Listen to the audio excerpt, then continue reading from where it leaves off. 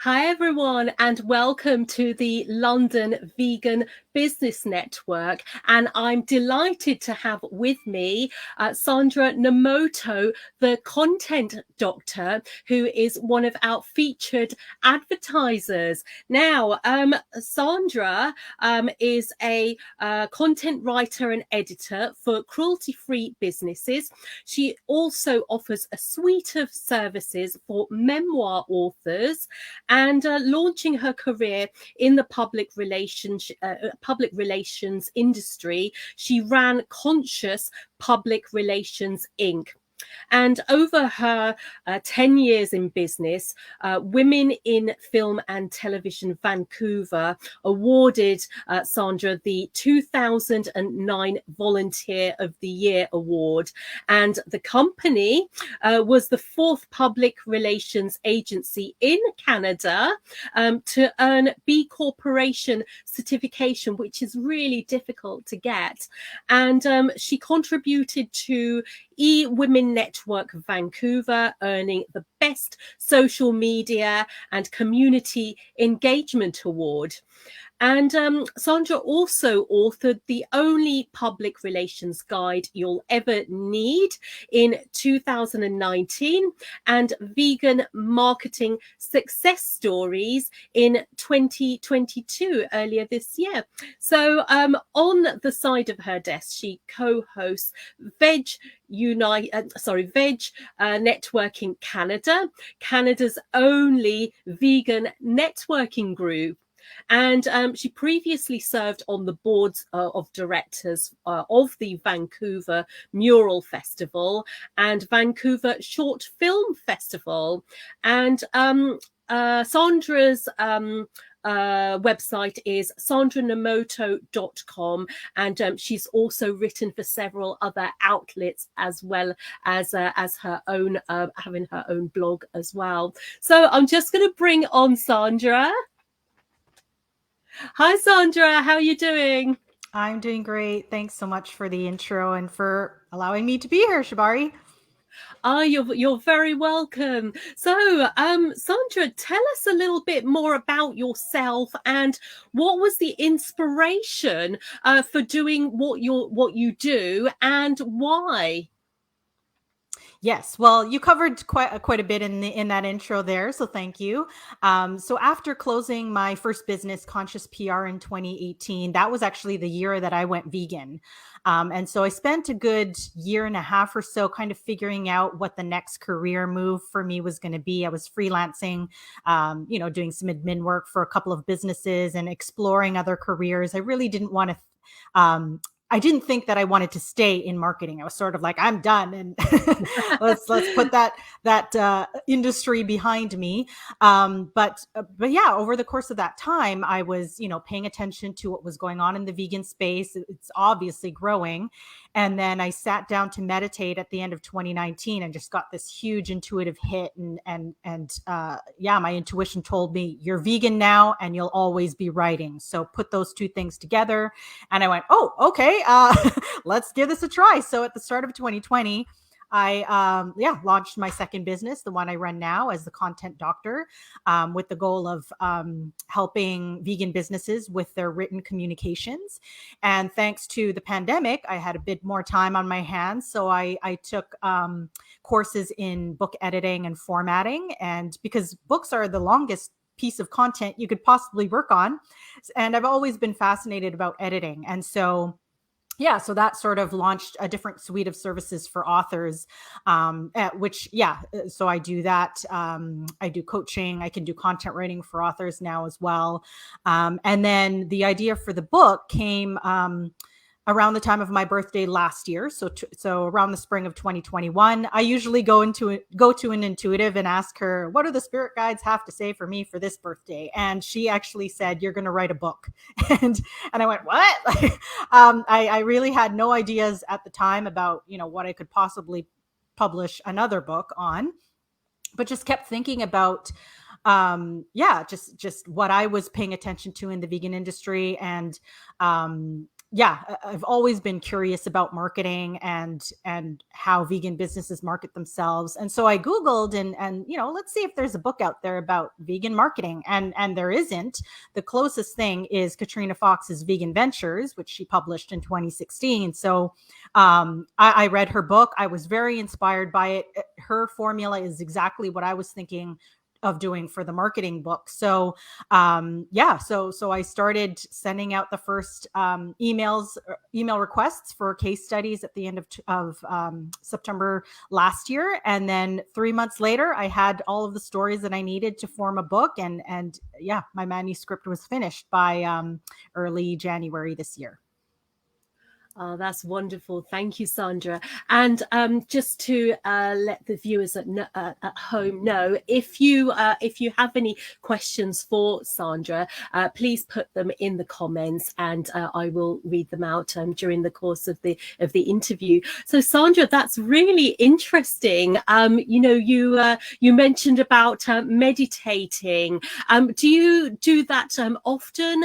And how often do you do that? And is it something that you would recommend to people who are perhaps a little bit maybe want a little bit of guidance and perhaps want to get some answers? Is that something that you would recommend people to do? Oh, absolutely. Whether you're a business owner or not, I found meditation life-changing for me. And to me, it's the superpower. It's the tool that you use to hone your intuition. And for me, intuition has served me so much, both in business and life. And so I originally, I've been meditating sort of since I've learned to do yoga. That was my started to do yoga, and then started to explore different types of meditation. I do follow a similar technique to TM. So I learned TM in 2014. So twice a day, 20 minutes before breakfast, 20 minutes before dinner. So that's sort of the technique that I've continued to practice. And I consider it my superpower, or my secret tool to intuition and just mental wellness in general, which is super important. Oh, that's wonderful. And how would you say during the pandemic that has been helpful to you? I don't know if it was any more helpful during the pandemic, because again, I'm a person of routine. And so my routine really did not change all that much during the pandemic, with the exception of not going out as much. Right.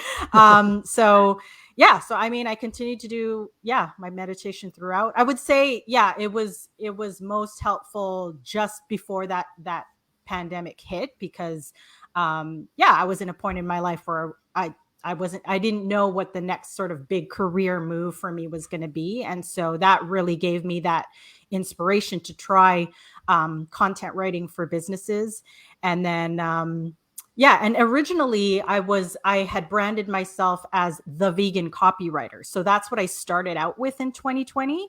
And then I had a previous client from my PR days come to me, and she said, "I want to work with you again, but do I have to be vegan?" And that was interesting because I realized that the word vegan still gives off this sort of I don't know, this air where it's like I of course I want to gravitate vegans toward me. It's great to do business with other vegans, but I realized that I might be unintentionally turning away non-vegans that I would still want to work with. So as long as your business is vegan, that's really my main criteria. The CEO or the staff, yourself don't need to be vegan. So I a couple of months later, I switched from the vegan copywriter to the content doctors, just to be a little bit more inclusive, and not turn away potential non-vegan clients. Brilliant. Thank you, Sandra. And so how do you help your clients, and why do they choose you as opposed to, somebody else that does copywriting, for example? Yeah, that's a good question. I mean, you'd have to ask my clients that. I mean, yeah, one of the things I did right at the start of 2020 was join as many, vegan networks and communities as I could. So, yeah, I was vegan mainstream. Of course, I was paying attention to Vegan Business Tribe and Vivas, which was Katrina's network for women at the time. Mm. Yeah, I ended up joining that in 2021, and of course, being in all of the Facebook groups, LinkedIn groups, and so I found that it's become yeah, that has helped me connect with other vegans more. Sorry, I lost my train of thought. What was your question again? Oh, it was how do you help your clients, and why do they choose you as opposed to going to somebody else? Yeah, and a lot of my clients are local, so they're in the Vancouver or the BC area. So yeah, I think just proximity wise, that's helpful as well. And then in terms of the types of content, so I do website copy. I really love going into a brand new website, or if a company is redoing its website, yeah, really making that copy shine. And I do a lot of longer form content, so blogs, articles, emails sometimes. I can do social media descriptions, but usually it's the client that posts that themselves. So it's not often that I get asked to do social media, but yeah, I would say the long form content is how I help businesses. And then of course the authors are a different story. They have a whole different suite of services.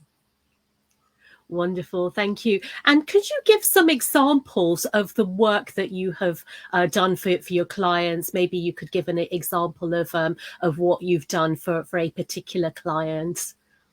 Yeah, I guess most recently I've been helping Bread, so BRED, which is Whistler's plant-based bakery. So Whistler is a ski and snowboard town, about a 2-hour drive north of Vancouver.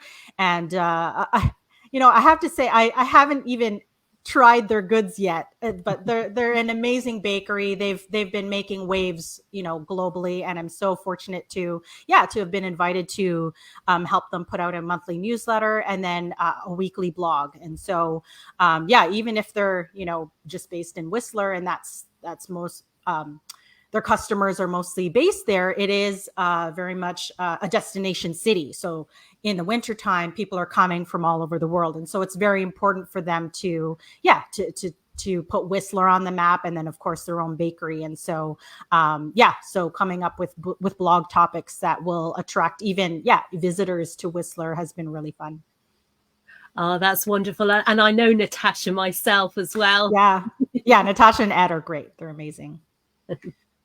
So, in terms of do you you mentioned about Bread, but do you also work with those who are based outside Canada as well?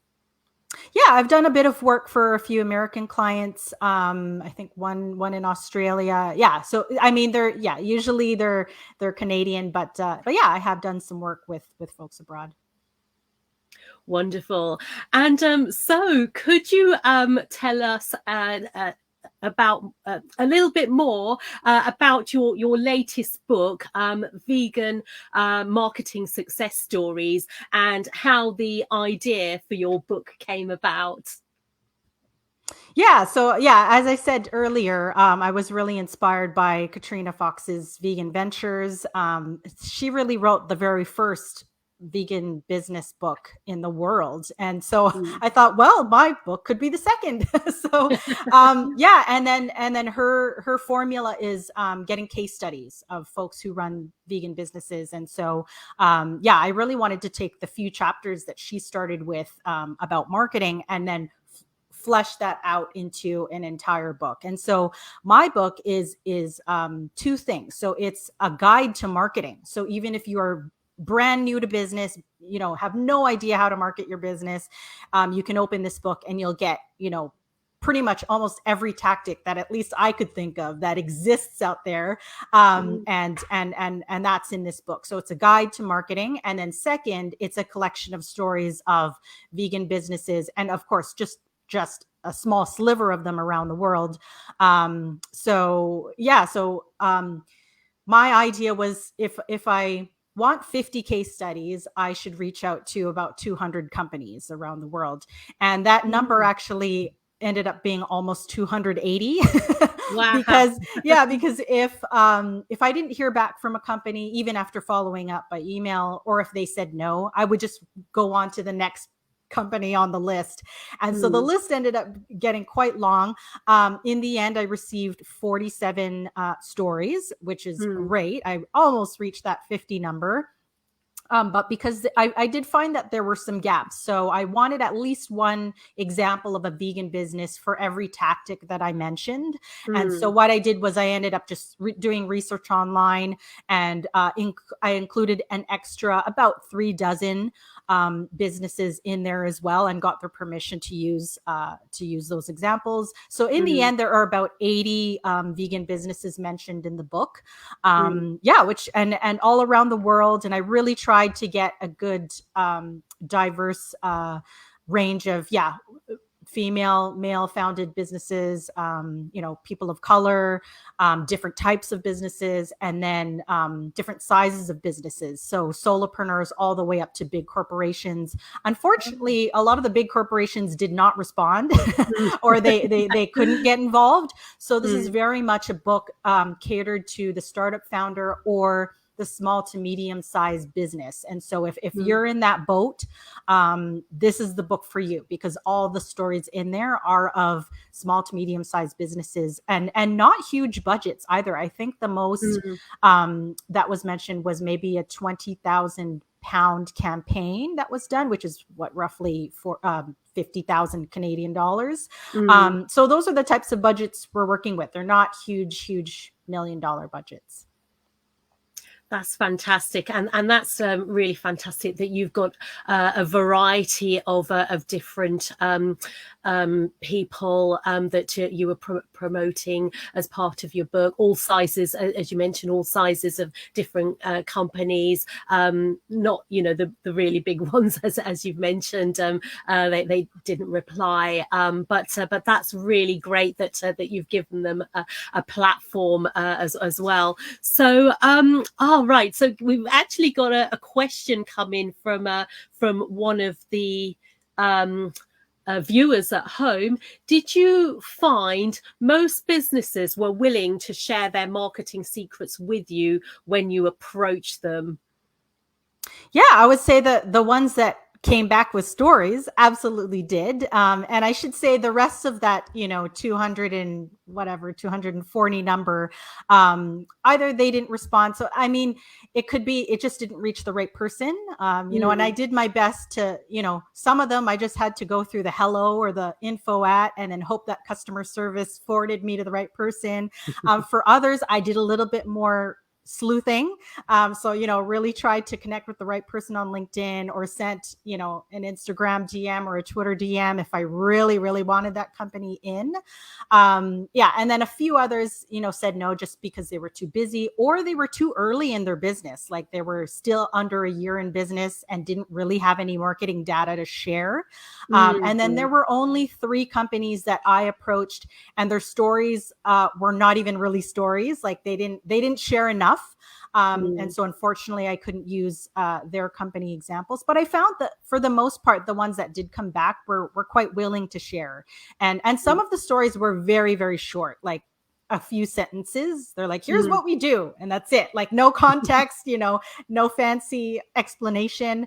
And I ended up using a lot of those as well, because as long as it contributed to, a chapter, I used those short stories as well. But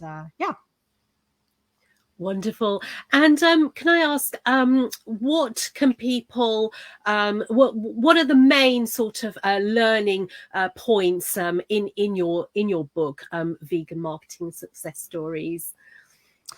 Well, there's a lot. So, I mean, the number one thing that I learned writing this book is that no marketing strategy is the same. Mm, It's fascinating. The combination of tactics that each company said that they use is different.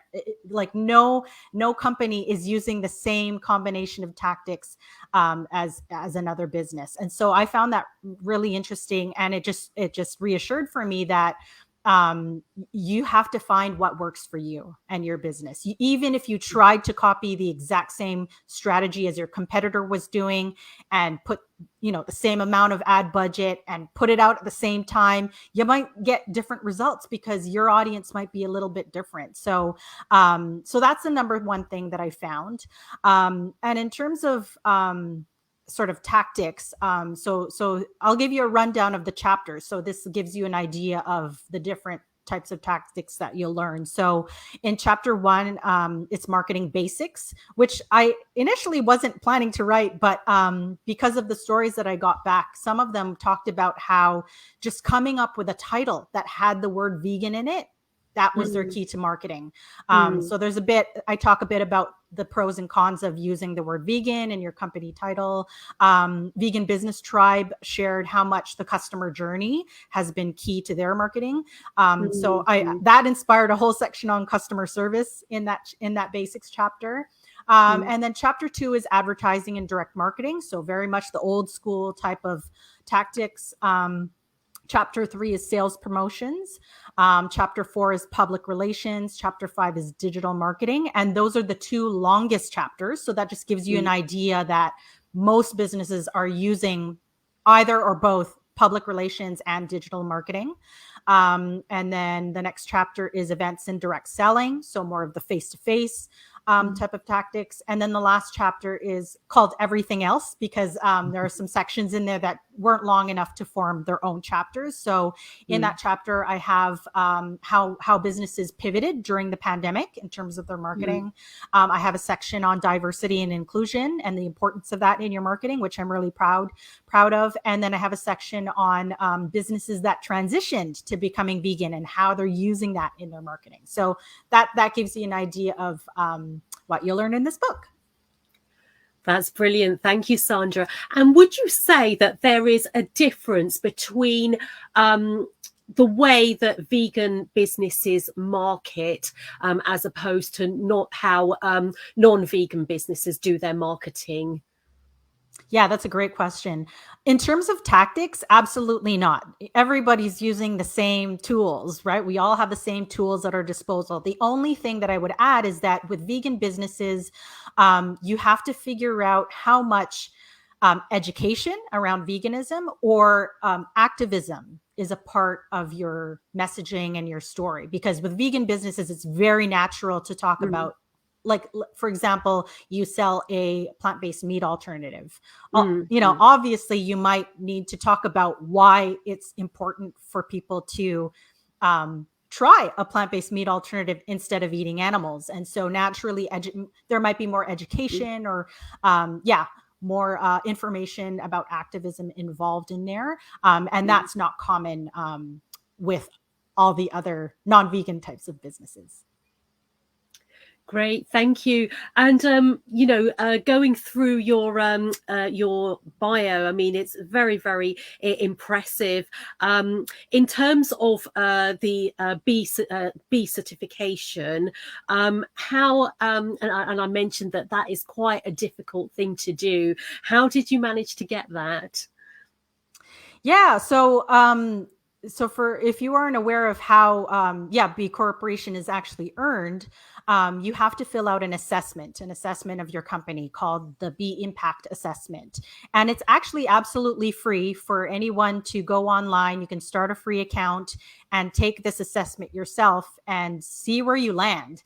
Right. That's the first thing you can do. And I should also say when I first went for the certification, so when I ran Conscious PR, I was really the only employee. I did have team members, but they were all contractors and interns. And so I was still, a solopreneur type of business. And the assessment for that level of business is actually a little bit easier than the ones that big corporations have to fill out. So that was one tip that I didn't know about that the staff at B Lab informed me of. They said, "Oh, you should be on this easier assessment." So yeah, just be aware of the level of business that you're at.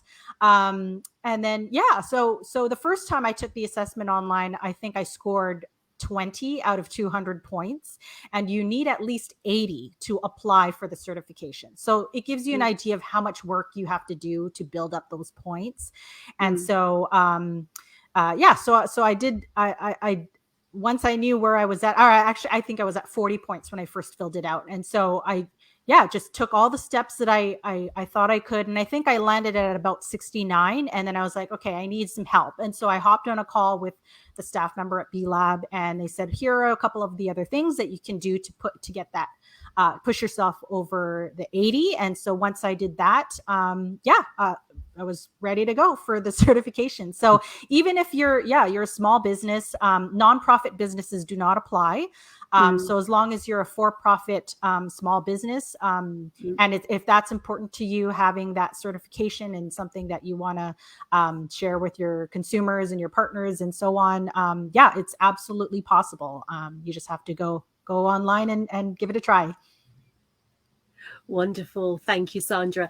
And so what's in the pipeline for you? I mean, you mentioned that you previously served on the boards of directors for the Vancouver Mural Festival and the Vancouver Short Film Festival. Is that something that that you may possibly be doing in the future, or do you have any other sort of similar projects that you might be having in the pipeline in the future? What are you planning for 2023? Yeah, it's a great question. I'm still in my book launch phase. So the paperback and audio just came out on World Vegan Day. So, we're into the second week of November right now. So the book is still quite new. I'm still appearing on a lot of podcasts and trying to get featured in media to spread the word about the book. So I'll probably still be doing that for the next few months. And then in terms of volunteer work, I'm not on any other boards right now, but Veg Networking Canada keeps me very busy. So I co-host this group with Justin Manning. His story is actually in my book as well. So our group is for vegans across Canada who want to network on Zoom every Thursday, 1 p.m. Pacific time for an hour. And then we also welcome special guests. So if special guests, again, they run vegan businesses, may not necessarily be vegan themselves. We still like to bring those folks on and talk about how they started their businesses and so on. So half of our meeting is interviewing either a new member or a special guest, and then the rest of the hour is networking. So that's what I've been doing since sort of mid last year, and it's such a great way to meet other vegan Canadians or Canadians running vegan businesses and learning what they're up to. I can't plan too far ahead. That's really all that's keeping me busy right now. Oh yes, absolutely, and as you've mentioned, with the book launch for and we're still in November, so now that's really fantastic what you're doing. Can I ask you, with your Veg Network, how many members are there, and what kind of businesses are in your network? Yeah, we have 40 members across 3 provinces right now, BC, Ontario, and Quebec. So if you're Canadian, you're vegan, you're listening to this, you want to join, please get in touch with me. Yeah, we'd love to get more Canadians in all the other provinces and territories across Canada. So there's 40 of us that either can join weekly, or we record the interview portion. So you can listen to those up on YouTube. Anybody can listen to those as well. And then special guests, again, they just come one time for the interview. Brilliant, thank you. And so going back to your book, how can people purchase your book? Those who are watching, who are interested in buying your book. Yes. So the ebook is available online wherever ebooks are sold. The audio you can get on Audible, and then the paperback yeah, I highly recommend you get it on Lulu. But Rock Chalks in the UK is also selling. And then if you're in North America, Vegan Supply and Friend and Foe are also selling, and they ship across North America. So those are the other few places you can get the paperback. And then if you want a signed copy from me and you're in North America, I can ship it to you. And all of the links are on my website. So if you go to sandranomoto.com and then just hop on my products page, you'll get all of the links there.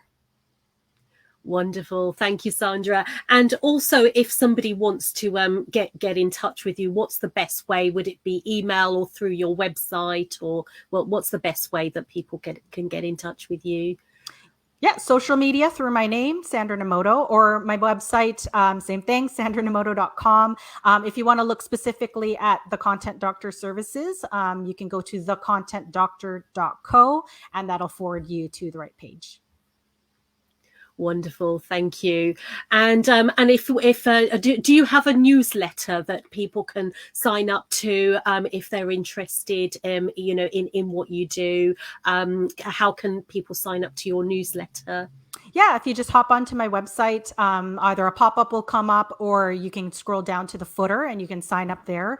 And I'm still putting out weekly newsletters. That was not my frequency before I started the book launch. So I'll be putting out weekly newsletters until about earlier mid-December, and then it'll go back to a monthly frequency. So a little bit easier on the inbox at that time.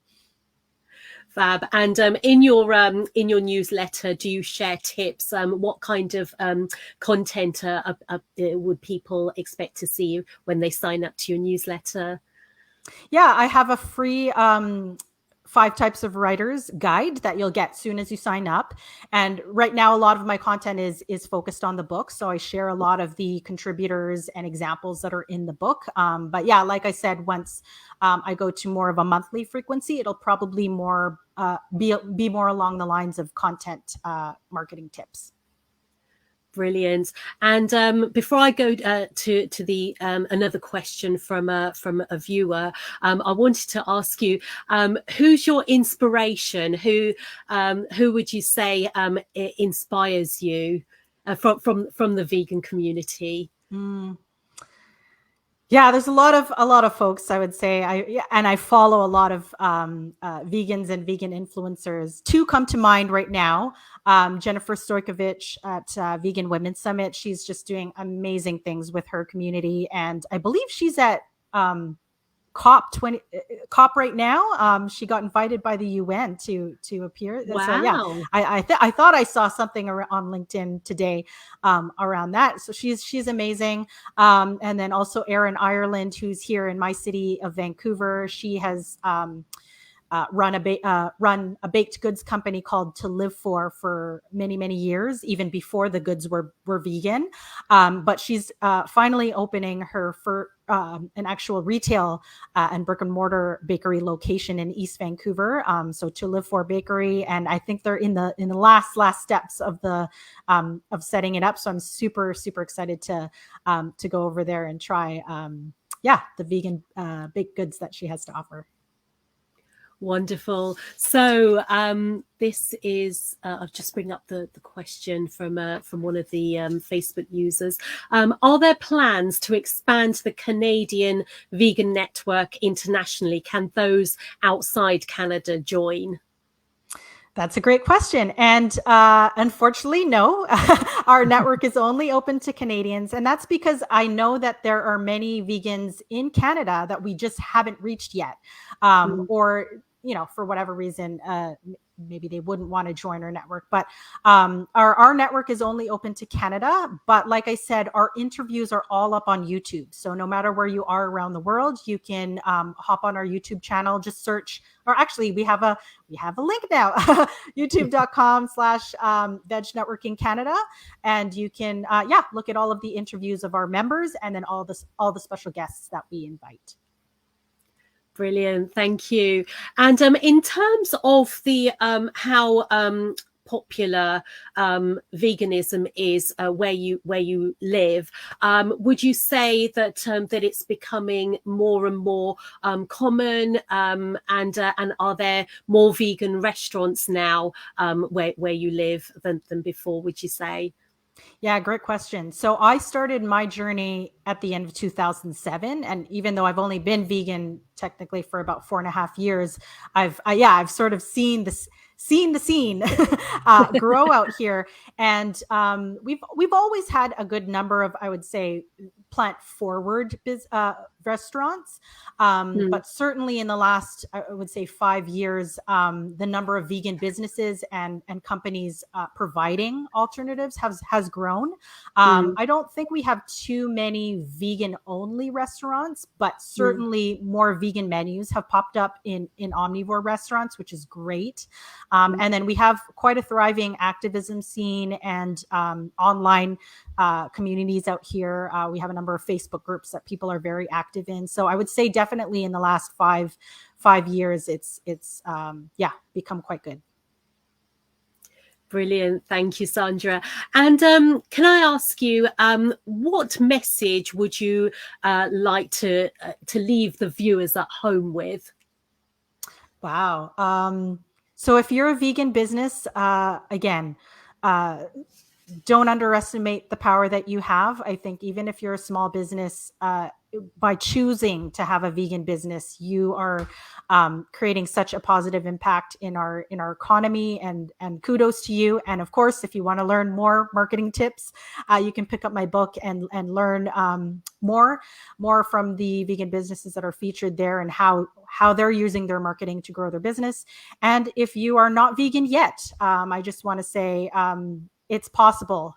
I never thought it was possible for me to go vegan, but the values that I hold as a person are all in the vegan lifestyle, and this is the best lifestyle to make positive impact in the world. And so, if that calls out to you, please know that it is possible, and seek out the resources. I actually I've created a resources list very recently on my own website. So if you go to my list page, and scroll down to the plant-based section, you'll see all of my resources there that have been so helpful to me in my vegan journey. And yeah, and just keep going forward and trying to go vegan, because we need you.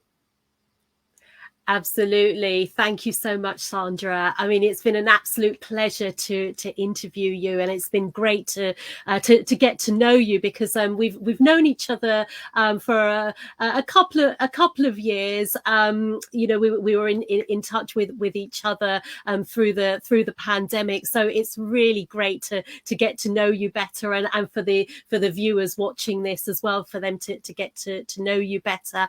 And I want to wish you the best of luck with your book, and with what you're doing, spreading the vegan message, and then continuing the work that you're doing with your veg network as well. So thank you so much, Sandra. Thank you so much, Shabari. It's my pleasure to be here. You're welcome. And thank you to the viewers at home for watching. If you have any further questions for Sandra, what I'll do is I will put Sandra's details in the comments section, ways of you could how you can get in touch with Sandra directly, and also a link to sign up to Sandra's newsletter as well, and where you can purchase her book through her website. So so thank you to the viewers at home for watching as well. And yeah, if you're wherever you are in the world, please do share the video, and share the love. And if you're not yet vegan, go vegan. I mean, it's just never been easier. And yeah, so thank you so much for watching, and I shall see you all soon. Bye-bye. Bye.